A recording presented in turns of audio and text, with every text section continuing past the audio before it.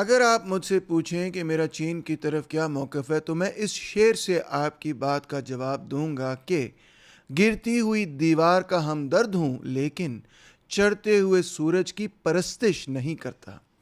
میں یہ بات اس تناظر میں کہہ رہا ہوں کہ جب امریکی صدر ڈونلڈ ٹرمپ چین گئے تو دنیا کی تمام نظریں، خاص طور پہ ان لوگوں کی نظریں جو اس نظام کو تبدیل کرنا چاہتے ہیں، جو امریکہ کی جارحیت سے، امریکی سامراج سے، اسرائیلی سامراج سے، یورپین امپیریلزم سے تنگ آ چکے ہیں، ان کی تمام لوگوں کی نظریں چین پر ہیں۔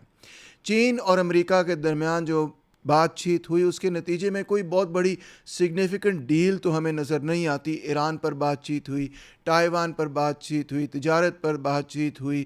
امریکی صدر ڈونلڈ ٹرمپ کے ساتھ تو بلینئرز کی ایک پوری فوج جہاز پر ساتھ گئی چائنا کہ بھئی ہم ان سے ملیں گے، بات چیت کریں گے، مگر سب نے اس بات کو نوٹس کیا کہ ڈونلڈ ٹرمپ جو تقریباً ہر فورن لیڈر کی بے عزتی کرتے ہیں، چاہے زیلنسکی ان کے پاس آ کے بیٹھے ہوں یا اردوغان ساتھ بیٹھے ہوں یا جاپانیز پریزیڈنٹ یا کوئی بھی ہو، وہ ایسی بات چیت کرتے ہیں کہ جیسے یہ تو بندہ میرا کوئی نوکر ہو، میرا کوئی ملازم ہو۔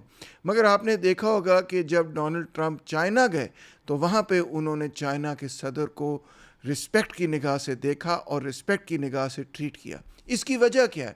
اس کی وجہ صرف اور صرف یہ ہے کہ چائنا ایک طاقتور ریاست ہے اور دنیا کے لوگ اس بات کو سمجھ رہے ہیں، اور امریکہ کے صدر اور ان کے ساتھ امریکہ کی ایلیٹ خود اس بات کو سمجھ رہی ہے کہ اگر امریکہ کی گلوبل ہیجیمنی کو اس وقت کوئی قوت چیلنج کر سکتی ہے تو وہ ہے پیپلز ریپبلک آف چائنا۔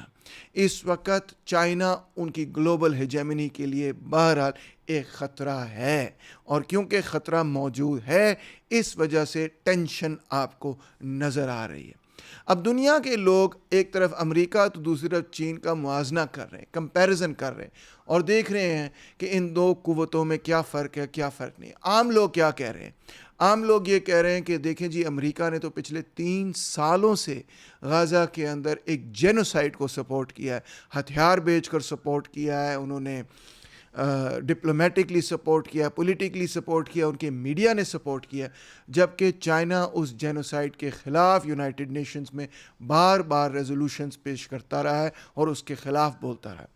دوسری بات، لوگ دیکھ رہے ہیں کہ امریکہ نے ایک اللیگل وار ایران پر شروع کی، اور دوسری طرف چین ہے جو کہ اس اللیگل وار کی مخالفت کرتا آیا اور ایران سے تیل خریدتا آیا۔ جنگ کے دوران بھی تیل کی خرید و فروخت چین نے بڑھا دی، اور یہ بھی کہا جا رہا ہے کہ جن ویپن سے ایران نے امریکہ اور اسرائیل کا مقابلہ کیا وہ چائنیز ویپنز تھے۔ ایک اور بات لوگ یہ دیکھ سکتے ہیں کہ اگرچہ امریکہ نے تو تقریباً درجنوں جنگیں شروع کی ہیں جب سے کولڈ وار ختم ہوئی، یعنی اس کے 1991 میں سوویت یونین ٹوٹ گیا اور سرد جنگ ختم ہو گئی، مگر 1991 کے بعد کوئی ایسی دنیا پیدا نہیں ہوئی کہ جہاں امن و امان ہو، بلکہ الٹ ہم نے یہ دیکھا کہ امریکہ نے جشن منایا سب سے پہلے عراق پر حملہ کر کے، پھر اس کے بعد کئی رژیم چینج آپریشنز ہمیں نظر آئے مڈل ایسٹ میں، خاص طور پہ سیریا کے اوپر رژیم چینج آپریشن، لیبیا کے اوپر رژیم چینج آپریشن، اب ایران کے اوپر رژیم چینج آپریشن، یمن کے اوپر اس قسم کے آپریشنز، اور اس کے ساتھ ساتھ آپ نے دیکھا کہ امریکہ نے انفیکٹ وینزویلا کے صدر کو کڈنیپ کر لیا، حالانکہ ان کے خلاف کسی قسم کے کوئی انٹرنیشنل چارجز موجود نہیں تھے، جبکہ چین نے پچھلے 45 سالوں کے اندر 1980 سے لے کے اب تک ایک بھی جنگ شروع نہیں کی۔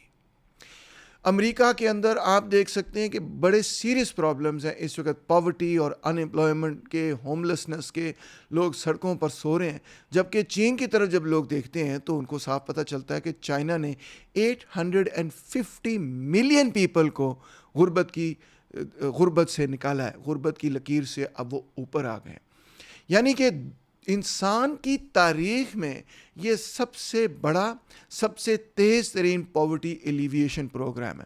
یہ اتنا بڑا پاورٹی ایلیویشن پروگرام ہے کہ پچھلے 40 سال کی تاریخ اگر آپ اٹھا کے دیکھیں پوری دنیا کی، تو پوری دنیا میں پچھلے 40 سالوں کے اندر جو پاورٹی ایلیویشن ہوئی ہے اس میں سے 70% پاورٹی ایلیویشن صرف اور صرف چائنا میں ہوئی، ایک ملک میں ہوئی ہے۔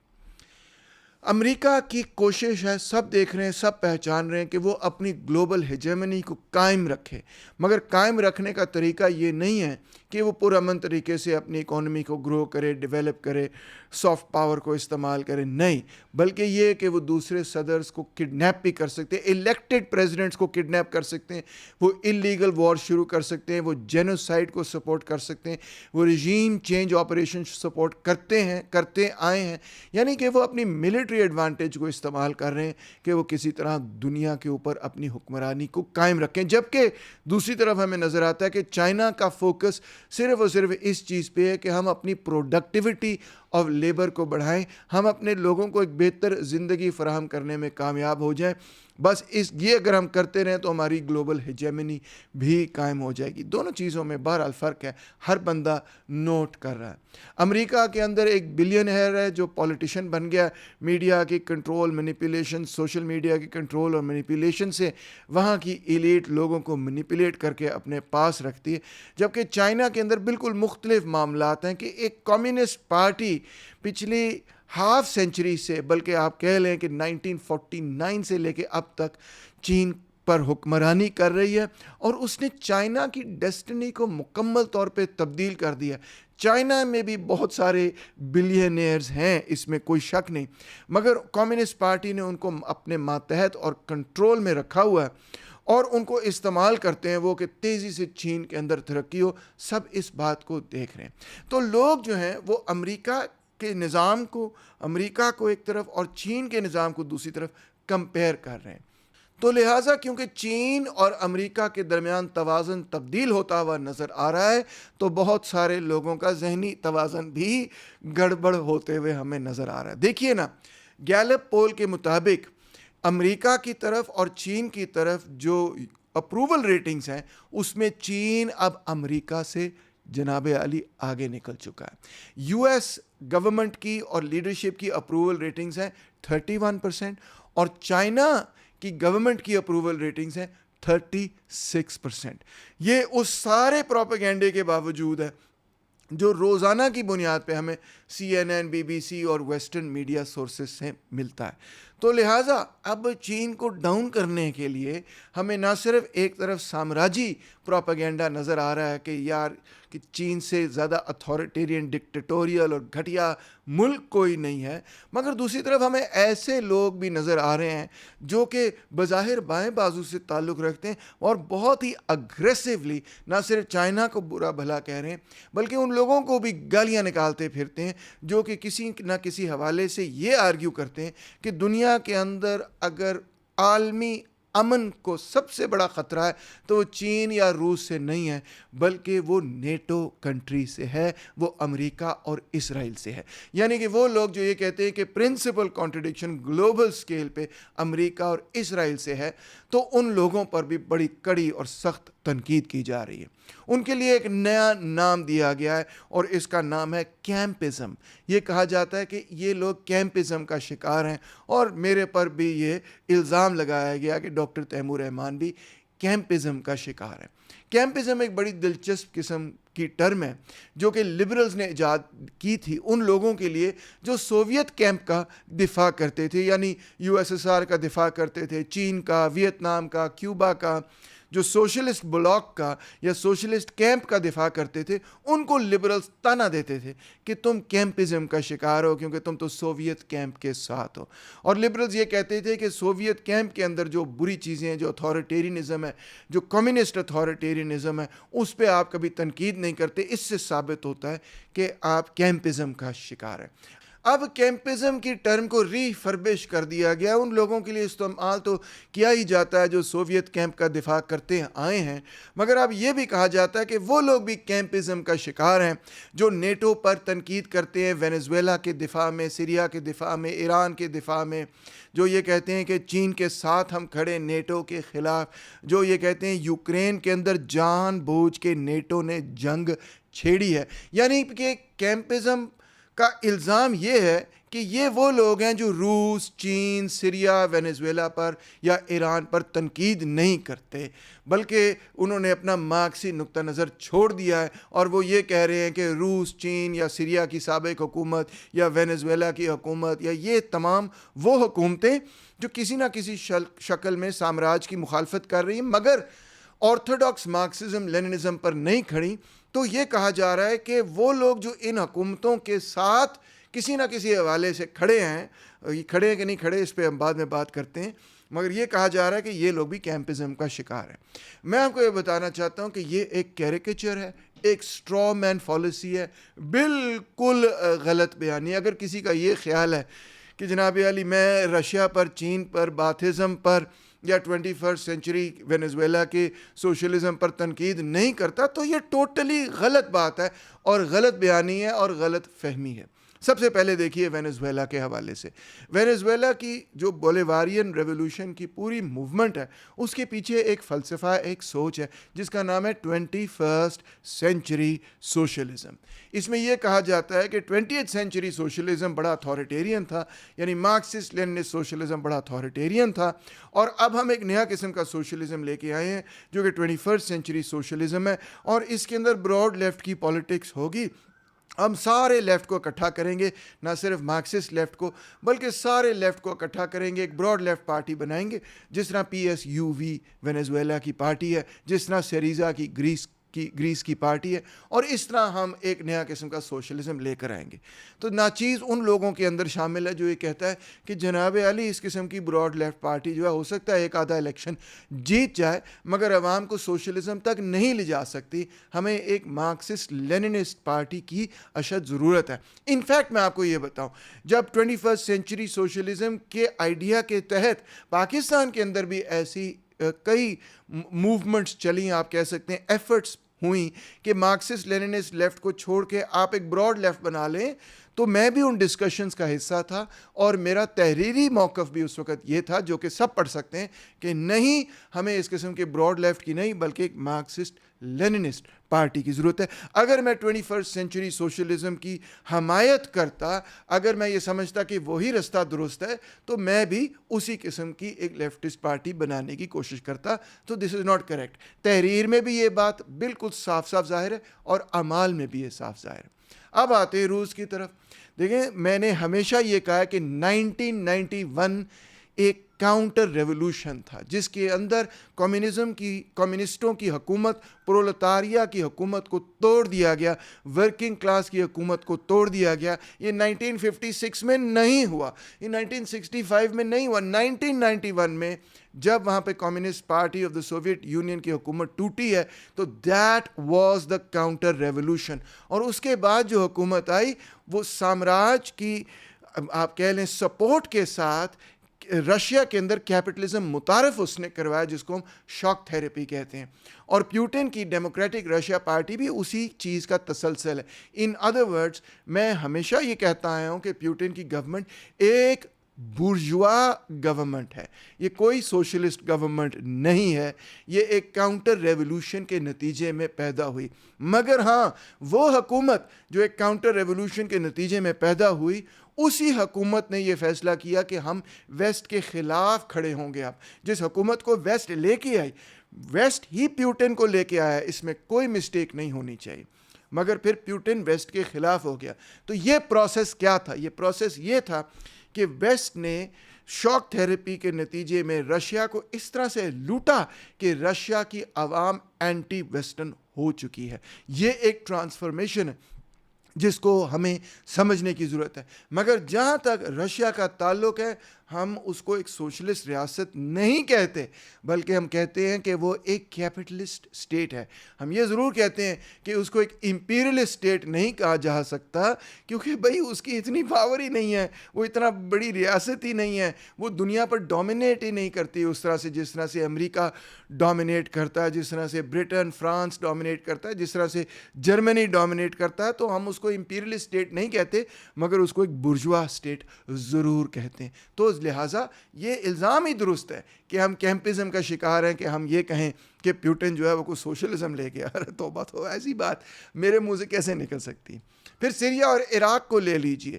ہم نے تو باتھزم پر باقاعدہ ایک بڑی تحریری اور لمبی تنقید کی ہے, میری رائٹنگز کے اندر موجود ہے, جس کے اندر میں یہ کہتا ہوں کہ باتھزم بنیادی طور پہ ایک بورژوا یا نیشنل بورژوا پروجیکٹ تھا. یہ میری کتابوں کے اندر بھی لکھا ہوا ہے, میرے لیکچرز کے اندر بھی لکھا ہوا ہے, جو کولڈ وار یا مڈل ایسٹ پر کورسز میں پڑھاتا ہوں اس کے اندر بھی موجود ہے, میرے جو پبلک لیکچرز ہیں وہاں پر بھی موجود ہے. اور میرا موقف سیریا اور عراق پر وہی ہے جو عراق اور سیریا کے کمیونسٹوں کا موقف ہے, یعنی کہ جو عرب کمیونزم کی تنقید ہے باتھزم پر, وہی کم و بیش میری بھی تنقید ہے. اسی طرح ایران کے حوالے سے بھئی ہم تو تودا پارٹی کی اسٹیٹمنٹس کو کیری کرتے آئے ہیں. ہم تو میرے جو لیکچرز ہیں ایران پر, اس میں میں نے تفصیل سے ایکسپلین کیا ہے کہ کس طرح سے, انفیکٹ ابھی لاہور کے اندر لیکچر ہوا, میں نے ایکسپلین کیا کہ 79 کے اندر جو ریولوشن ہوا شاہ کے خلاف, اس کے بعد ایک سیکنڈری پروسیس شروع ہوا جو 79 سے 83 تک چلا, جس کے اندر ایک کنزرویٹو بورژوا ریسٹوریشن ہوئی. اور اس کنزرویٹو بورژوا ریسٹوریشن میں مولویوں نے مل کر, جو علماء کرام تھے, انہوں نے مل کر تودا پارٹی کو ایلیمینیٹ کیا. یہ ساری ہسٹری میرے لیکچرز کے اندر موجود ہے, جو ایران پر میں نے لیکچرز کیے ہیں ان کے اندر موجود ہے. تو کوئی یہ کہے کہ میں انکرٹیکل ہوں ایرانین رجیم کے بارے میں, it is completely not true. اگر انہوں نے نہیں پڑھا ہے یہ سب کچھ, اگر وہ نہیں جانتے, تو بھئی وہ پبلک ریکارڈ کی بات ہے, وہ لیکچرز کے اندر موجود چیزیں ہیں, آپ خود ان کو ریفر کر سکتے ہیں, آپ خود ان کو سمجھ سکتے ہیں. اٹس کمپلیٹلی نان سینسیکل, اور میری پوزیشن کو بالکل مروڑ کے پیش کیا جا رہا ہے. اسی طرح چائنا کے حوالے سے کئی لیکچرز میرے موجود ہیں, کولڈ وار پہ جو میں نے بات چیت کی ہے, کئی لیکچرز میرے موجود ہیں جس کے اندر میں نے چین پر ایک نہیں متعدد بار تنقید کی ہے. مثال کے طور پہ سب سے بڑی تو تنقید میری چین پر یہ رہی ہے کہ انہوں نے جو ویتنام کو اٹیک کیا, پول پاٹ یعنی خمیر روج کو ڈیفینڈ کرنے کے لیے, اس کی کوئی سینس نہیں بنتی. اور میں اس میں ٹوٹلی یہ کہتا ہوں کہ میں ویتنام کی سائڈ پہ ہوں چین کے خلاف. میں سمجھتا ہوں ویتنام کے ساتھ چین نے زیادتی کی پول پاٹ کے دفاع میں. تو یہ آن ریکارڈ باتیں کس سے چھپی ہوئی ہیں. اسی طرح میں نے تنقید کی کہ چائنا نے شاہ آف ایران کو جو سپورٹ کیا, اس کی وجہ سے ایران کے اندر ماؤزم کمزور پڑ گیا. یہ ایک ہسٹری کا فیکٹ ہے. اسی طرح جو افریقہ پہ میرے لیکچرز ہیں, اس پہ میں نے صاف صاف بتایا کہ چائنا نے اپنے آپ کو مبوٹو, زائر کے مبوٹو کے ساتھ الائی کر کے ایف این ایل اے کو سپورٹ کیا, روبرٹو ہولڈن کو سپورٹ کیا. یہ لیکچرز میرے میں کیا آپ کو بتاؤں, یوٹیوب پر موجود ہیں, آپ ان کو پڑھ سکتے ہیں. میں نے یہ بھی پوائنٹ آؤٹ کیا کہ China was one of the first governments کہ جب ایندے کی گورنمنٹ گری تو پینوشے کو انہوں نے ریکگنائز کیا. اور یہ بھی کہ بنگلہ دیش پہ ان کی جو پوزیشن تھی اور ہماری یعنی مزدور کسان پارٹی کی جو پوزیشن تھی, ٹوٹلی ایک دوسرے کے اپوزٹس تھے. ہم جو ہیں وہ یہ کہہ رہے تھے کہ جو پاکستان بنگلہ دیش میں کر رہا ہے وہ ٹوٹلی غلط ہے, اس سے پاکستان کا نقصان ہوگا, بنگلہ دیش کے لوگوں کا قتل عام کیا ہم نے, اینڈ سو آن. اسی طرح افغانستان کے ریولوشن کے حوالے سے ہمیشہ ہم نے پوائنٹ آؤٹ کیا کہ چائنا نے آئرونکلی مجاہدین کو سپورٹ کیا. اب سوال یہ پیدا ہوتا ہے کہ یہ سب چیزیں چائنا نے کیوں کی. نہ صرف میں نے یہ ایکسپلین کیا کہ یہ سب کچھ چائنا نے کیا, بلکہ میں نے اس کی وجہ بھی ایکسپلین کی, میں نے اس کی تھیوریٹیکل بیسس بھی ایکسپلین کی. اور میں نے ایکسپلین یہ کیا کہ چین میں 1960s میں کلچرل ریولوشن کے دوران ایک ultra leftist point of view ابھرا, جس نے یہ کہنا شروع کر دیا کہ سوویت یونین ایک سامراجی ملک ہے, جس کو نام دیا جاتا ہے سوویت سوشل امپیریلزم. اور جب یہ تھیوری چائنا کے اندر چھا گئی تو انہوں نے سوویت یونین کو ایک امپیریلسٹ پاور کی طرح ٹریٹ کرنا شروع کر دیا. اور لہٰذا جو بھی قوت سوویت یونین کے خلاف لڑ رہی تھی, چاہے وہ مجاہدین ہو, ان کو چائنا نے سپورٹ کرنا شروع کر دیا. چاہے وہ F N L A Roberto Holden کا ہو, ان کو سپورٹ کرنا شروع کر دیا. اور یہی الٹرا لیفٹزم ماؤسٹ پارٹیز میں بھی نظر آیا کہ انہوں نے پرو سوویت پارٹیز کو ایسے ٹریٹ کرنا شروع کر دیا کہ جیسے وہ پرو سوویت پارٹیز در حقیقت سامراجی پارٹیاں ہیں. اور اس کے نتیجے میں وہ سیکٹیرین قسم کی جنگ چھڑی جو کہ انتہائی غلط تھی. اب غور طلب بات یہ ہے کہ چائنا کی جو تنقید تھی خروشچوف پہ, اس سے میں ٹوٹلی اگری کرتا ہوں. میں سمجھتا ہوں 56 کے بعد سوویت پارٹی ریویژنسٹ ہو گئی, مگر جب کہ سوویت پارٹی میں سمجھتا ہوں ریویژنسٹ ہو گئی, مگر میں اس کو امپیریلسٹ نہیں کہتا, اس ملک کو امپیریلسٹ نہیں کہتا, اور میں یہ نہیں کہتا کہ سوویت یونین کے اندر اس وقت کیپٹلزم ریسٹور ہو گیا تھا, جو کہ ایک ٹوٹلی ابسرڈ اور ریڈیکولس بات ہے, اور تاریخ نے ثابت کر دیا ہے کہ یہ ایک ابسرڈ اور ریڈیکولس بات تھی. انفیکٹ وہاں پر کیپٹلزم پوری دنیا نے دیکھ لیا کہ 1991 کے اندر ریسٹور ہوا. یعنی کہ یہ عین ممکن ہے کہ ایک ریاست جہاں پہ سوشلزم اسٹیبلش ہو چکا ہو, وہاں پر ایک ایسی قیادت سامنے آئے جو کہ ایک اپرچونسٹک پوزیشن رکھے, مگر اس کا یہ مطلب نہیں کہ اس پورے ملک کے اندر کیپٹلزم اس دن ریسٹور ہو جاتا ہے جس دن ایک اپرچونسٹک لیڈرشپ اقتدار میں آ جائے. That is a totally absurd and ridiculous position. مگر یہی پوزیشن غور طلب بات ہے جو کہ چائنا نے ابسرڈلی, اور انفیکٹ میں یہ کہوں گا کہ البینیا نے بھی ابسرڈلی سوویت یونین پر رکھی, جس کے نتیجے میں انہوں نے, البینیا نے تو نہیں مگر چائنا نے کم سے کم بہت سارے ایسے اتحادی بنائے جو کہ نان سینسیکل تھے ایک مارکسسٹ پوائنٹ آف ویو سے, اور انفیکٹ کاؤنٹر ریولوشنریز کو بھی سپورٹ کیا جیسے افغان مجاہدین تھی. مگر یہ سب اسی غلط تھیوری کے نتیجے میں ہوا جس کو میں نام دیتا ہوں سوویت سوشل امپیریلزم. اور ایک بات نہیں, متعدد بار میں نے اس تھیوری کے خلاف لیکچرز بھی کیے ہیں, لکھا بھی ہے, تحریر میں بھی کہا ہے کہ یہ غلط تھیوری تھی. اب یہی تھیوری اٹھا کر چین پہ اپلائی کی جا رہی. وہی مسٹیک جو چائنا نے سوویت یونین کے ساتھ کی کہ یہ تو اب ایک سامراجی ملک بن چکا ہے, وہی مسٹیک آج کئی پرو سوویت کمیونسٹ چین کے ساتھ کر رہے ہیں کہ چائنا بھی اب ایک سامراجی ملک بن چکا ہے, کیونکہ وہاں پہ کمپلیٹ ریسٹوریشن آف کیپٹلزم ہو چکی ہے, بلکہ وہ اب ایک امپیریلسٹ کنٹری بن چکا ہے. بھائی ایسے کچھ تاریخ سے سیکھنے کی کوشش کرو. سوویت یونین کے اندر جب تک کمیونسٹ پارٹی اور وہ پورا نظام قائم رہا جو کہ 1917 میں بنا, تو اگرچہ لیڈرشپ میں اپرچونسٹ اقتدار میں آ گئے, مگر کیونکہ وہ نظام قائم تھا تو وہاں پہ کیپٹلسٹ ریسٹوریشن 1991 میں ہوئی, اور صاف نظر آتا ہے کہ 1991 تک 85, 86, 87 تک ان کی گروتھ ڈیولپمنٹ کا ایک پیٹرن آپ کو نظر آتا ہے, اور اس کے بعد دھڑم کر کے وہ ملک گر جاتا ہے. اسی طرح چائنا کے اندر جو پیٹرن اور ڈیولپمنٹ آپ کو نظر آتا ہے وہ کلیئرلی نظر آتا ہے کہ وہ اسینٹ میں ہے.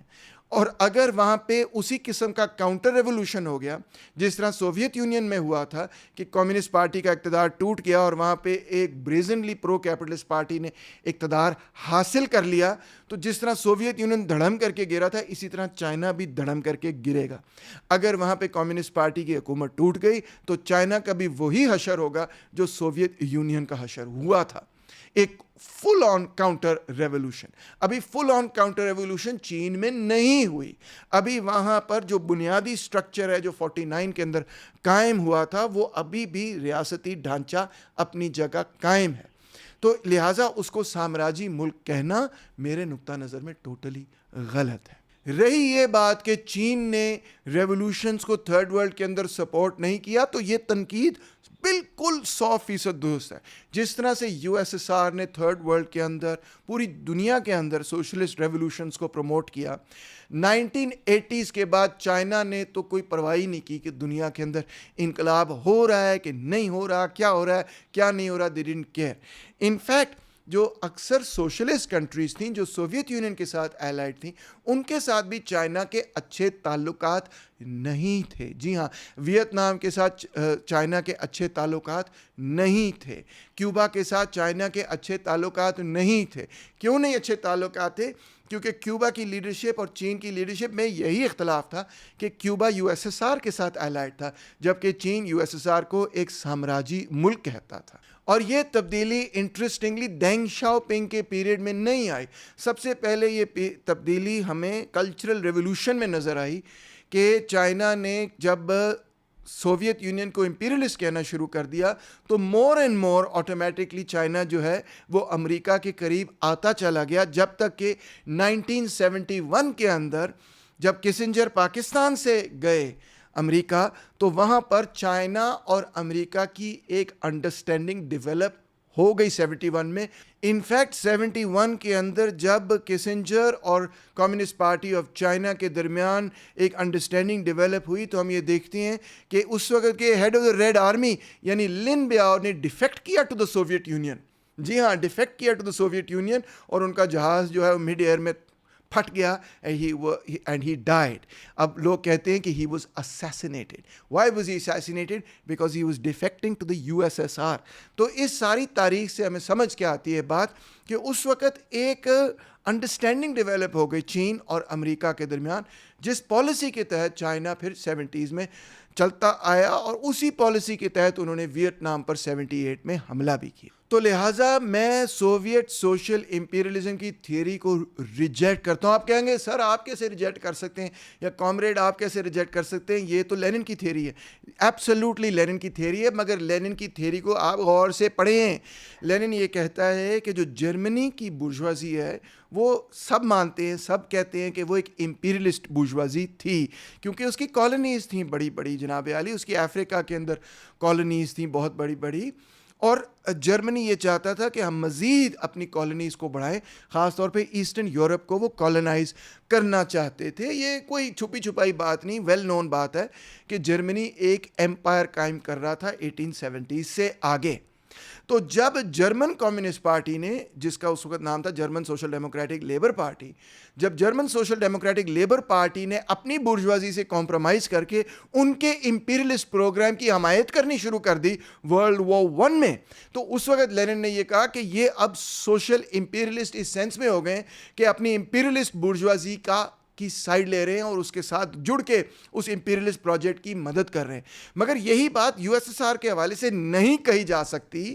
بھائی جان USSR میں تو بورژوازی ہی نہیں تھی, تو امپیریلسٹ بورژوازی تو دور کی بات, 1950s کے اندر, 60s کے اندر, 70s کے اندر USSR کے اندر بورژوازی تھی ہی نہیں.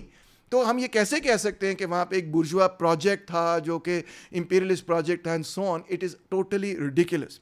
تو سرکار اگر تو کیمپزم کا یہ مطلب ہے کہ ہم وینیزویلا کی حکومت پہ کوئی تنقید نہیں کرتے, ہم چین کی حکومت پہ تنقید نہیں کرتے, ہم روس کی حکومت پہ تنقید نہیں کرتے, ہم سیرین یا عراقی باتھس پہ تنقید نہیں کرتے, تو پھر تو یہ لیبل ٹوٹلی غلط ہے, اور میں اس لیبل کو ریجیکٹ کرتا ہوں.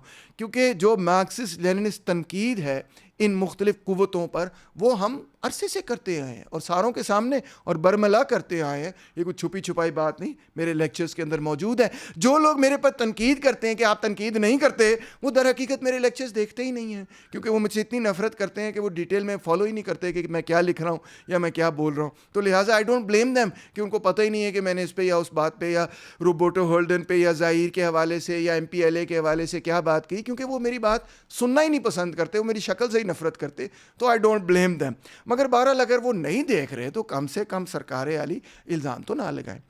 اگر تو کیمپزم کا یہ مطلب ہے کہ ہم ان سوسائٹیز کے ساتھ کھڑے ہیں شانہ بشانہ جو کہ امپیریلزم کی وکٹمز ہیں, جن کو امپیریلزم نے وکٹمائز کیا ہے, جن کے صدرز کو کڈنیپ کر کے اٹھا کے لے گئے, جہاں پہ لوگوں نے جہاں پہ امپیریلزم نے جینوسائڈ کی ہے, انلیگل وار شروع کی ہیں, وارز آف آکیوپیشن شروع کی ہیں, ان سوسائٹیز کو برباد کیا, وہاں پہ رجیم چینج آپریشنز کیے جن سے ان لوگوں کی بربادی ہوئی ہے, تو دین I played guilty. Yes, I played گلٹی کہ میں ان سوسائٹیز کے ساتھ کھڑا ہوں جن کے فیبرک کو ہی, جن کے تانا بانا کو امپیریلزم نے تباہ و برباد کر دیا. آئی پلیڈ گلٹی کہ میں غازہ اور فلسطین کے ساتھ کھڑا ہوں, اگرچہ غازہ سب جانتے ہیں وہاں پہ کوئی مارکسسٹ پارٹی لیڈ نہیں کر رہے, مگر جن لوگوں کے ساتھ جینوسائیڈ ہو رہی, میں ان لوگوں کے ساتھ کھڑا ہوں. میں ایران کی سوسائٹی کے ساتھ کھڑا ہوں, اگرچہ ایران کی سوسائٹی میں تو مارکسسٹ پارٹی بنانے کی اجازت ہی نہیں ہے. کیوں کھڑا ہوں؟ کیونکہ سرکار اسرائیل اور امریکہ جو ایران کے ساتھ کریں گے, مارکسسٹ پارٹی دور کی بات, وہاں پہ پوری سوسائٹی کو تباہ و برباد کرنا ہے. جس طرح سے انہوں نے عراق میں کیا, جس طرح سے انہوں نے سیریا میں کیا, جس طرح سے انہوں نے لیبیا میں کیا, تو societies are devastated because of imperialism.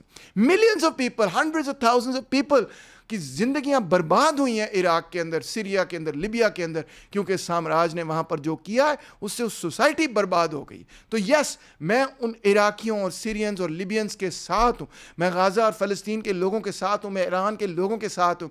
کیا اس کا یہ مطلب ہے کہ میں ان کی حکومتوں پہ یا ان کی پولیٹیکل پارٹیز پہ کوئی تنقید نہیں کرتا؟ آف کورس ناٹ, تنقید کرتا ہوں. But what is more relevant کہ یہ لوگوں کی جینوسائڈ کی جا رہی ہے, تو کیوں میں ان سوسائٹیز کے ساتھ ہوں؟ سرکار, کیونکہ امپیریلزم نے یہاں پہ گریٹ کرائمز کمٹ کیے ہیں, جینوسائڈ کمٹ کیے ہیں, ہنڈریڈز آف تھاؤزنڈز آف لوگوں کی زندگی برباد کی, ان کو قتل کیا ہے, ملینز آف لوگوں کی زندگی کی پرخچے اڑا دیے ہیں. تو کیسے نہ ہم ان کے ساتھ ہمدردی کریں اور ان کے ساتھ کھڑے ہوئیں اور لوگوں کو یہ سمجھائیں کہ سرکار یہ جو تنقید سامراجی پوائنٹ آف ویو سے کی جا رہی ہے ان ملکوں پر, اس کا در حقیقت مقصد یہ ہے کہ ان ملکوں کو توڑ دیا جائے, تباہ کر دیا جائے اور ان کے وسائل کو ٹیک اوور کر لیا جائے. اور یہ ایک دفعہ نہیں, ہمیں بار بار نظر آیا. دیکھیں چائنا کا بھی اصل میں یہی مسئلہ ہے. ہم اسی زاویے سے چین کو بھی دیکھتے ہیں کہ امریکہ چین کے ساتھ وہی کرنا چاہتا ہے جو وہ فلپینز میں کر چکے ہیں. فلپینز ان کی کالونی ہے, جو وہ ساؤتھ کوریا میں کر چکے ہیں. ساؤتھ کوریا در حقیقت ان کی کالونی ہے, جو وہ Iraq, Syria, Libya, USSR, Vietnam میں کر چکے ہیں. آپ سوچ رہے ہیں چائنا بڑا طاقتور ہے تو چائنا کو کبھی وہ ٹا نہیں سکتے. بھائی انہوں نے USSR کو ٹا دیا تھا, جی ہاں, جو کہ نیوکلیئر پاور تھا. پھر ان کے وسائل کو جس طرح سے لوٹا تھا وہ آپ نے کیا دیکھا نہیں, پڑھا نہیں اس کے بارے میں. تو یس, وہ چائنا کو بھی گرا سکتے ہیں اسی طرح سے جس طرح سے انہوں نے USSR کو گرایا تھا. اب کچھ لوگ تو بڑے خوش ہوں گے, وہ کہیں گے خسمانو کھائے, وہ تو ہے ہی سامراجی ملک, وہ ٹوٹ جائے تو بہتر ہے. اسی طرح الٹرا لیفٹسٹ کل بھی یہ کہتے تھے کہ USSR تو ہے ہی سامراجی ملک, ٹوٹ جائے تو ہی اچھا. وہ ٹوٹ گیا تو کیا بہتری ہوئی دنیا کے اندر؟ بالکل بھی نہیں. ان فیکٹ امریکہ اور اسرائیل دندنا کے پھر رہے تھے اور دنیا کے اندر ان کی جو یلغار تھی وہ پہلے سے بہت زیادہ اور بھی خراب ہوئی. تو ان کے جو عزائم ہیں چین کے حوالے سے وہ کیا ہیں؟ وہ یہ ہے کہ چائنا کی اکنامک پروگریس کو روکا جائے, چائنا کی اکنامک ریسورسز ان کے کنٹرول میں آئے, چائنا کی پاپولیشن ان کے کنٹرول میں آئے. چائنا کو وہ ٹیک اوور کرنا چاہتے ہیں اور وہ اس چیز کے لیے بھرپور پلاننگ کر رہے ہیں. اس کے لیے انہوں نے کئی ایشین کنٹریز کو اپنے ساتھ جوڑا ہوا ہے نیٹو کے ایک بلاک کے اندر جس کو کوڈ کہا جاتا ہے. اس کے اندر آسٹریلیا کو بھی, جاپان کو, تائیوان کو آرمن اکوپ کر رہے ہیں, ان کو ویپنز بیچ رہے ہیں کہ آپ نے چائنا کو تباہ و برباد کرنا ہے. اور اس ساری منصوبہ بندی کے نتیجے میں وہ دنیا کو ایک ورلڈ وار 3 کی طرف دھکیل رہے ہیں. وہ چائنا کے ساتھ وہی کچھ کرنا چاہتے ہیں جو کہ انہوں نے USSR کے ساتھ کیا ہے. یہ کان کھول کے آپ سنیں اور سمجھیں اس بات کو.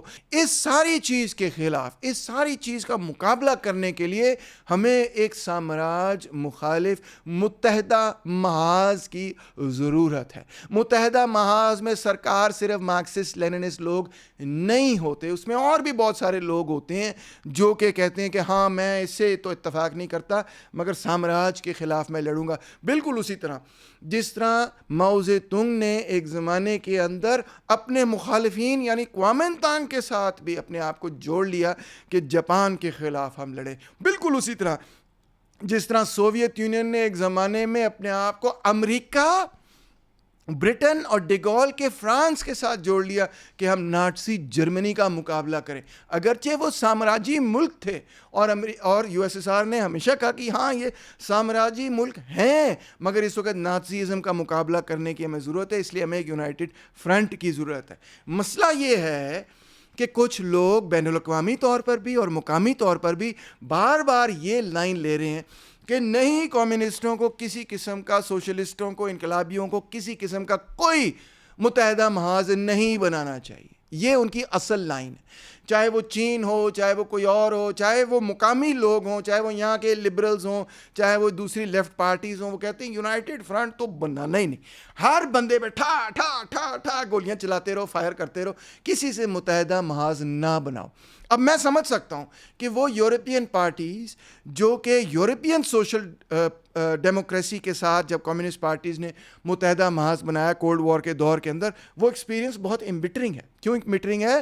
کیونکہ یورپین سوشل ڈیموکریٹک پارٹیز بہت سخت اینٹی کمیونسٹ اور اینٹی سوویٹ یونین تھے اور انہوں نے ایک پورا ویلفیئر اسٹیٹ بنایا. جس طرح جرمنی کی پارٹی کو آپ دیکھ سکتے ہیں, ایک پورا ویلفیئر اسٹیٹ بنایا جس کے اندر مقصد یہ تھا کہ کمیونزم کا مقابلہ کرنا ہے, کمیونزم کو توڑنا ہے. تو وہ anti communist point of view سے ایک سوشل ڈیموکریٹک اسٹیٹ بنا رہے تھے, اور جہاں پہ اس کی ضرورت زیادہ تھی وہاں پہ آپ دیکھیں سوشل ویلفیئر اسٹیٹ بڑا تھا, اور وہاں پہ سوشل ڈیموکریٹک پارٹیز کا یہ کردار بھی زیادہ نمایاں نظر آتا ہے. تو ان سوسائٹیز کے اندر ایک نیا ٹرینڈ ابھرا جس کو ہم یورو کمیونزم کہتے ہیں, جنہوں نے مارکسزم کو چھوڑ دیا اور بیسکلی وہ سوشل ڈیموکریٹک ہو گئے. جی ہاں, سوشل ڈیموکریسی سے ایسا انہوں نے اتحاد بنایا کہ خود ہی سوشل ڈیموکریٹ بن گئے. تو اس پر تنقید جائز ہے, لیجیٹیمیٹ ہے, کیونکہ یورپین سوشل ڈیموکریسی در حقیقت ایک امپیریلسٹ پروجیکٹ ہے. تو یہ اور معاملہ ہے کیونکہ یہ یورپ کا معاملہ ہے. مگر اس چیز کو آپ تھرڈ ورلڈ پہ جب جنرلائز کر جاتے ہیں, جب آپ اس ٹیکٹیکل ایشو کو ایک کیٹیگوریکل ویو بنا دیتے ہیں اور آپ کہتے ہیں دنیا میں کہیں بھی آپ ہوں, آپ نے کوئی متحدہ محاذ بنانا ہی نہیں ہے, تو یہ جو اسٹریٹجی آپ نے لگائی ہے, یہ جو ایک کیٹیگوریکل آپ نے پوائنٹ آف ویو لے لیا ہے کہ متحدہ محاذ کسی سے بنانا ہی نہیں کسی بھی ایشو پہ, اس پوائنٹ آف ویو کو میں ایکسیپٹ نہیں کرتا. کیونکہ سرکار, اگر ہم نے اینٹی امپیریلسٹ اسٹرگل کرنی ہے تو ہم الائز کے بغیر نہیں جیت سکتے, ہم متحدہ محاذ کے بغیر اس جدوجہد میں کامیاب نہیں ہو سکتے. صرف لیفٹ کی قوت, مارکسسٹ لینسٹ تو چھوڑیں, سارا لیفٹ بھی اکٹھا ہو جائے تو ہم سامراج کا مقابلہ نہیں کر پائیں گے. ہمیں الائز کی ضرورت ہوگی کیونکہ امپیریلزم ایک بہت طاقتور قوت ہے, تو لہٰذا ہمیں کئی اور طبقات سے اپنے آپ کو جوڑ کر مقابلہ کرنا پڑے گا, اور وہ جو مختلف طبقات ہیں ان کا نقطہ نظر بھی مختلف ہوگا. پرولٹیریٹ پاکستان یا انڈیا جیسے ملک کے اندر میجورٹی میں نہیں ہے, کیونکہ یہاں پہ پروڈکٹیو فورسز جو ہیں وہ انڈر ڈیولپڈ ہیں. تو اس کا مطلب یہ ہے کہ ان پیٹی بورژوا لیئر سے بھی ہمیں جوڑنا ہوگا جو کہ بہرحال سامراجی مخالف ایک ایجنڈا رکھتے ہیں. ہاں, مگر اس یونائٹڈ فرنٹ میں ہمیں اپنی آرگنائزیشن اور اپنی تھیوری کو ڈسٹنکٹ رکھنا ہے, اس کو ڈیفینڈ کرنا ہے, اس کے اندر مرج نہیں ہونا. مگر ایک ٹیکٹیکل کویسچن کو کیٹیگوریکل پوزیشن بنا دینا لیننزم نہیں ہے. یہ جو آئیڈیا ہے کہ کسی قسم کے متحدہ محاذ کو ہم ریجیکٹ کر دیں, یہ پاکستان کے پیٹی بورژوا لیفٹ کے اندر ایک سلور تھریڈ کی طرح آپ کو ملے گا. یہ اصل میں پیٹی بورژوا الٹرا لیفٹزم ہے جو ہر متحدہ محاذ کو ریجیکٹ کرتا ہے. یہ ان کا ہال مارک فیچر ہے, ان کا انفیکٹ نقطہ نظر ہے یہ باقاعدہ کہ کسی قسم کا متحدہ محاذ بنا لینا در حقیقت مارکسزم یا کمیونزم سے غداری ہے. ایون جب آپ دیکھیں دوسری لیفٹ پارٹیز کے ساتھ کوئی متحدہ محاذ بنتا ہے, انفیکٹ میں اپنے ایکسپیرینس سے آپ کو یہ بتاؤں کہ اگرچہ کئی دفعہ جب متحدہ محاذ کے لیے زور زیادہ ہوتا ہے تو یہ لوگ متحدہ محاذ قبول کر لیتے ہیں لفظی طور پر, مگر پھر اس متحدہ محاذ کے اندر ایکٹیولی اس متحدہ محاذ کو توڑنے کی جدوجہد ان کی شروع ہو جاتی ہے. انفیکٹ ان کا موڈ آف لائف ہی یہ ہے کہ وہ اسمال سرکل پالیٹکس کو پریفر کرتے ہیں, وہ میس پالیٹکس کرنا ہی نہیں چاہتے. متحدہ محاذ ہو یا بڑی سیاسی پارٹی ہو, وہ اس پارٹی کے اندر آ کے بھی پھر توڑ پھوڑ شروع کر دیتے ہیں, کیونکہ وہ ان کی پریفرنس یہ ہے کہ چھوٹا سا سرکل ہو, چھوٹے سے چند لوگ ہوں, 12 13 20 25 لوگ سے زیادہ ان کو چاہیے ہی نہیں. وہ سمجھتے ہیں اتنے لوگ ہی بہت ہیں, مگر وہ ہماری ہر بات سے اتفاق کریں اور بس یہ 20 25 لوگ ہی سما ہو دیا ادر 25 کروڑ کی آبادی کے اندر ایک انقلاب برپا کر لیں گے. اور سرکار یہی وجہ ہے کہ یہ وہ لوگ ہیں جو کہ چھوٹے چھوٹے ایسے گروپس بناتے ہیں جن کا میس اسٹرگل سے پھر کوئی کسی قسم کا تعلق نہیں ہوتا. کیونکہ جیسے ہی آپ میس اسٹرگل میں جائیں, آپ کسی ٹریڈ یونین اسٹرگل میں جائیں, آپ کسی پیزنٹ اسٹرگل میں جائیں, خواتین کے حقوق کے لیے آپ لڑیں, کسی چیز کے لیے بھی آپ لڑیں, تو جب آپ لڑیں گے نا تو دوسرا جو مخالف ہے نا وہ آپ کو کسون مارے گا, وہ آپ کو مارے گا واپس. جب آپ کو مارے گا نا وہ واپس, تو پھر آپ کو اتحادیوں کی ضرورت پڑے گی, اور آپ اتحادی بنائیں گے ہی بنائیں گے. یا تو آپ اسٹرگل سے ہی پیچھے ہٹ جائیں گے یا آپ اتحادی بنائیں گے, کیونکہ اسٹرگل جو ہے وہ کانسٹنٹلی ریکوائر کرتی ہے کہ آپ کو ریسورسز چاہیے ہوتے ہیں, آپ کو سپورٹ چاہیے ہوتا ہے, زیادہ سے زیادہ سپورٹ چاہیے ہوتا ہے. تو لہٰذا آپ اپنے مخالفین کے اندر جو کانٹرڈکشنز ہیں ان کو استعمال کرنے کی کوشش کرتے ہیں اپنے حق میں اس اسٹرگل میں کامیابی کے لیے. مگر یہ جو پیٹی بورژوا الٹرا لیفٹسٹ گروپس ہیں نا, جن کو سارے ہی پیڑے لگتے ہیں, سارے ہی برے لگتے ہیں, جن کی توپیں ہر طرف چلتی رہتی ہیں, وہ میس اسٹرگل میں انٹر ہو ہی نہیں سکتے, کیونکہ نہ تو وہ اتحادی بناتے ہیں نہ وہ میس اسٹرگل میں جاتے ہیں. اور لہٰذا ان کی پالیٹکس پھر جس کو لینن کہتا تھا اسمال سرکل پالیٹکس یا ایکڈیمک پالیٹکس یا پیورٹی فیٹش تک محدود رہ جاتی ہے.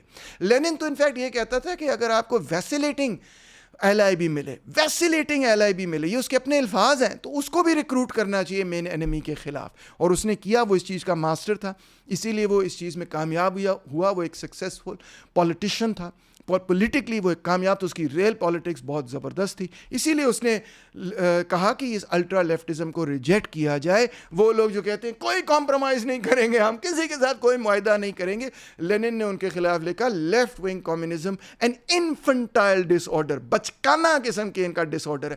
یہی لیفٹ ونگ کمیونزم بنیادی طور پہ لینن نے کہا ایک پیٹی بورژوا بیماری ہے, اور پیٹی بورژوا کے اندر عام طور پہ پائی جاتی ہے. سو دوستوں, اصل جو ڈبیٹ ہے اس کو توڑ مڑوڑ کے پیش کیا جا رہا ہے.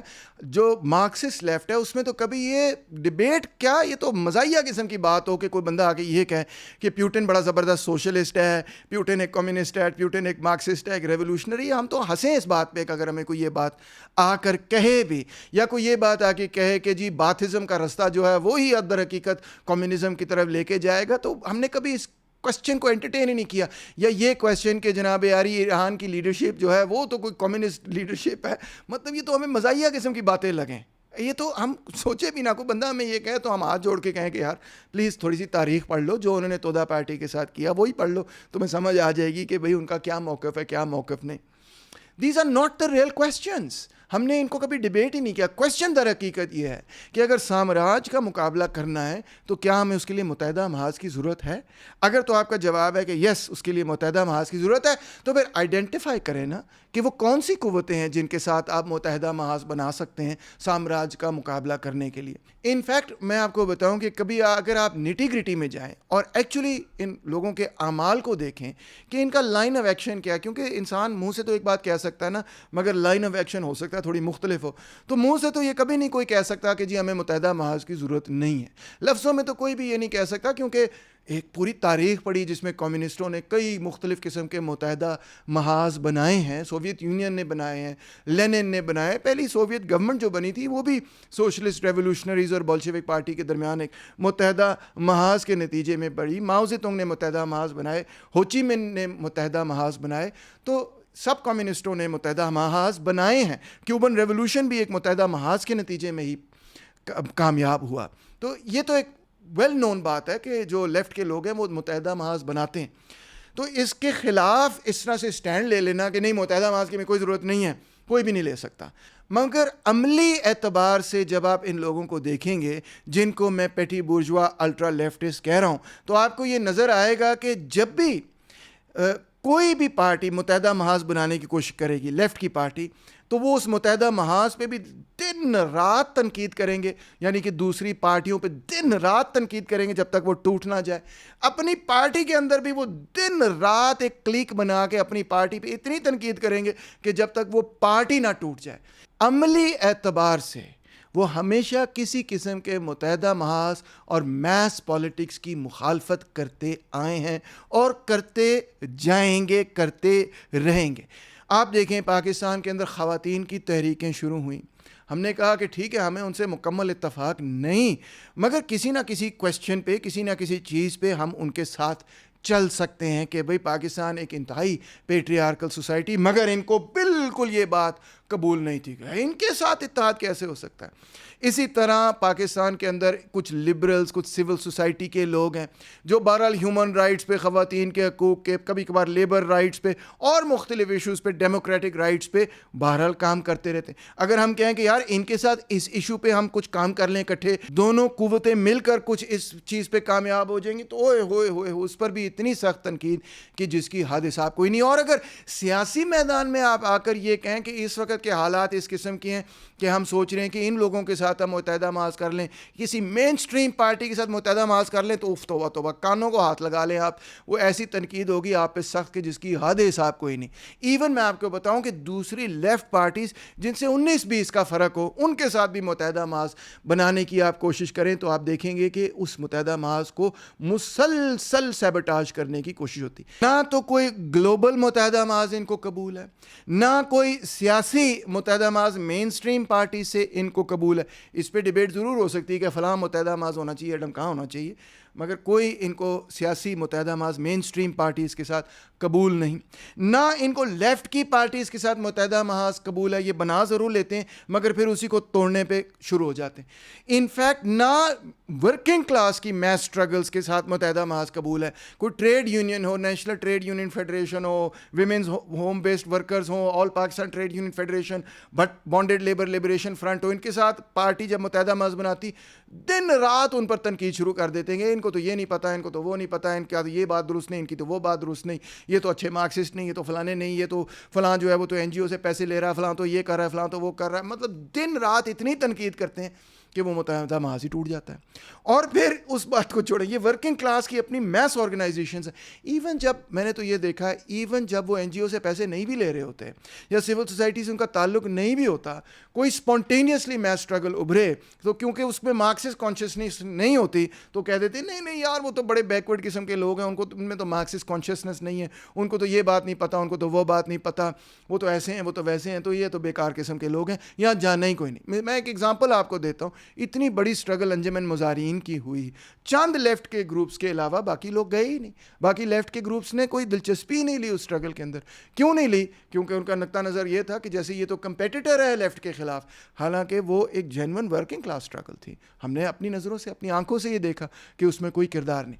اس کے پیچھے بھی در حقیقت ایک وجہ ہے کہ جب آپ ریئل اسٹرگلس میں انٹر ہوتے ہیں، ریئل دوست بناتے ہیں، ریئل اینیمیز کو ٹارگٹ کرتے ہیں نا، تو پھر آپ کو واپس بھی کھانی پڑتی ہے، آپ کو واپس برداشت کرنا پڑتا ہے کہ جو آپ کا مخالف ہے وہ بھی آپ کو ہرٹ کرتا ہے، وہ بھی اس نے بھی کوئی کچی گولیاں تو نہیں کھیلی، وہ حکمران طبقہ ہے، وہ بھی آپ کو ڈیمیج کرتا ہے، وہ بھی آپ کو ہرٹ کرتا ہے. آپ ان کو ہرٹ کریں گے، وہ آپ کو واپس ہرٹ کریں گے، اور ان کے پاس پاور کیپیسٹی زیادہ ہے کہ وہ آپ کو ہرٹ کر سکیں. اس لیے زیادہ سیف یہ کہ تیمور رحمان پہ تنقید کرتے رہو، اس نے تو کچھ نہیں کہنا نا آپ کو. امداد غازی پہ تنقید کرتے رہو، اس نے تو کچھ نہیں کہنا، جو کمیونسٹ پارٹی آف پاکستان کے جنرل سیکرٹری.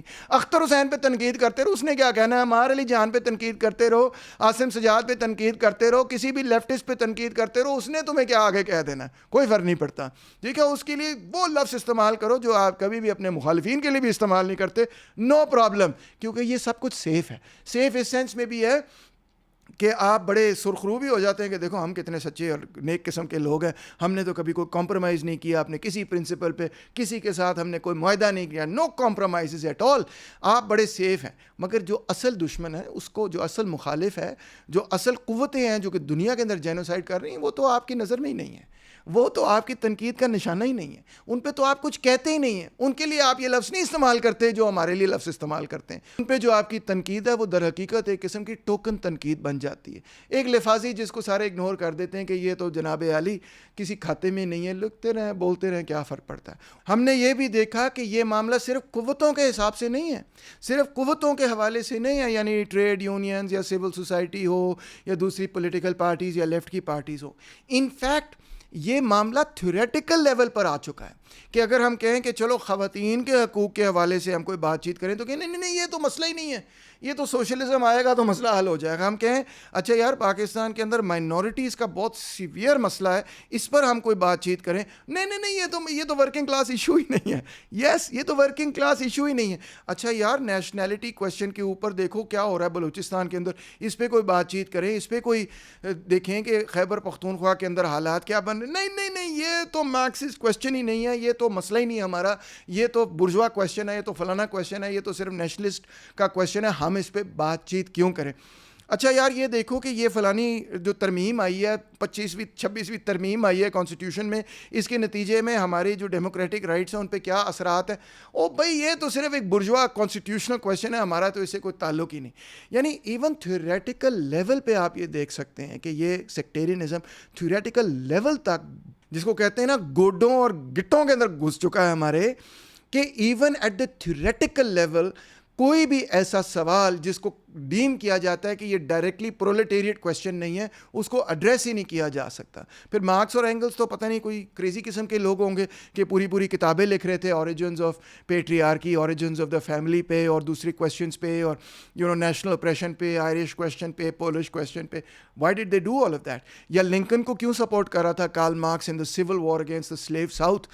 جو ہمارے پیورٹی قسم کے لوگ ہیں نا، وہ تو یہ کہیں گے کہ مارکس نے تو بٹرے کر دیا، اس نے تو لنکن کو ایک برجوا حکومت کو سپورٹ سپورٹ کر دیا سلیو ساؤتھ کے خلاف.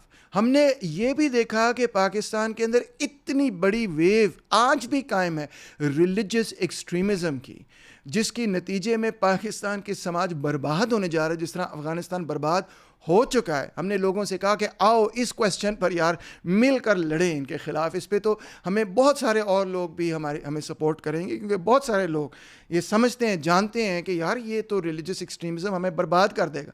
کوئی اس میں دلچسپی نہیں ان کو. کیوں دلچسپی نہیں؟ کیونکہ یار there is real danger in these things. اگر آپ فوجی آمریت کی مخالفت کریں گے, اگر آپ مذہبی آمریت کی مخالفت کریں گے, اگر آپ ایکچولی جا کے کسی فیکٹری مالک کے خلاف مزدوروں کو موبلائز آرگنائز کریں گے, اگر آپ انجمن مزارعین کو موبلائز کریں گے, تو پھر دیکھیں آپ کہ آپ کے خلاف ریئیکشن کیسا تگڑا آئے گا. تو ریئیکشن جھیلنا آسان کام نہیں ہے. اس سے زیادہ آسان یہ ہے کہ بس یار اپنے دوستوں پہ تنقید کرتے رہو. That is a safer option frankly speaking. آخر میں یہ بات کہنا چاہوں گا کہ دیکھیں, جہاں پہ بھی, جس ملک میں بھی, جس سماج میں بھی میس موومنٹس تباہ ہو چکی ہوں, اور لیفٹ کی میس موومنٹس خاص طور پہ تباہ ہو چکی ہوں, تو وہاں پر انیویٹیبل ہے کہ اس قسم کی اسمال سرکل پالیٹکس جو ہے وہ جنم لے گی اور وہ تقویت بھی حاصل کرے گی. بہت سارے چھوٹے لیفٹ کے سرکلز قائم ہوں گے, اور جو بھی ان کو ایک میس موومنٹ کی طرف دھکیلنے کی یا لے جانے کی کوشش کرے گا, اس کی طرف تنقید ہی کی جائے گی کہ یہ آپ کیا کر رہے ہیں, جو بھی آپ کر رہے ہیں یہ وہ چیز نہیں ہے جس کو ہم درست مانتے ہیں اور سمجھتے ہیں. مگر ایک وقت ضرور آئے گا, لینن کہتا تھا کہ جب پرولٹیریٹ کی میس موومنٹ ابھرتی ہے نا, تو اس قسم کی اسمال سرکل پالیٹکس جو ہے نا وہ ختم ہو جاتی, تباہ ہو جاتی ہے, اس کی کوئی ریلیونس ہی نہیں رہتی. ان دونوں کا لینن لکھتا ہے کہ انورس ریلیشن شپ ہے. بولشوک پارٹی مانا کہ کارکنوں کی پارٹی تھی, کارڈر پارٹی تھی, مخصوص پارٹی تھی, محدود, اپنے کارکنوں کے اعتبار سے محدود پارٹی تھی, یعنی کہ وہ تمام لوگوں کو ممبرشپ نہیں دیتے تھے. مگر اس کا یہ مطلب نہیں کہ وہ میسز کے اندر ایک مقبول پارٹی نہیں تھی. وہ میسز کے اندر انتہائی مقبول تھی. ملینز آف لوگ اس کو سپورٹ کرتے تھے, تبھی وہ اپنے انقلاب کے اندر کامیاب ہوئی تھی. ملینز آف لوگوں کے بغیر آپ کامیاب نہیں ہو سکتے. اور ملینز آف لوگوں کو اپنی طرف اٹریکٹ کرنے کے لیے, اپنی پالیٹکس کی طرف اٹریکٹ کرنے کے لیے یہ ممکن نہیں ہے کہ وہ اپنی ساری زندگی چھوڑ کے کہ ہاں تیمور رحمان جو کہہ رہا ہے میں اس کی بات سے اتفاق کرتا ہوں. الٹ اسٹریٹجی, الٹ ٹیکٹکس کی ضرورت ہوتی ہے کہ ان لوگوں کے جو مسئلے مسائل ہیں ان کو حل کرنے کے لیے آپ کی پولیٹیکل پارٹی کیا لائن آف ایکشن اڈاپٹ کرتی ہے. جب آپ ان کی مدد کرتے ہیں تو پھر عملی طور پر وہ یہ دیکھتے ہیں کہ یہ جو سیاست ہے وہ ہمارے مفاد میں ہے. صرف ایکڈیمک گفتگو سے نہیں بلکہ عملی اعتبار سے وہ جج کر سکتے ہیں کہ یہ وہ لوگ ہیں جو ہمیشہ ہمارے شانہ بشانہ کھڑے رہتے ہیں, ہمیں پولیٹیکلی ایجوکیٹ کرتے ہیں, ہمیں سمجھاتے ہیں دنیا کے اندر کیا ہو رہا ہے, ہمیں بتاتے ہیں کہ اپنی جد و جہد کو کامیاب کرنے کا کیا طریقہ ہے. یعنی کہ یہ ہے میس بیسڈ کارڈر پالیٹکس, جس کی پاکستان کے اندر اشد ضرورت ہے, اور یہ کبھی بھی ڈیولپ نہیں ہوگی اس وقت تک جب تک کہ الٹرا لیفٹسٹ اور اسمال سرکل مینٹیلٹی کا مقابلہ نہ کیا جائے. بہت شکریہ.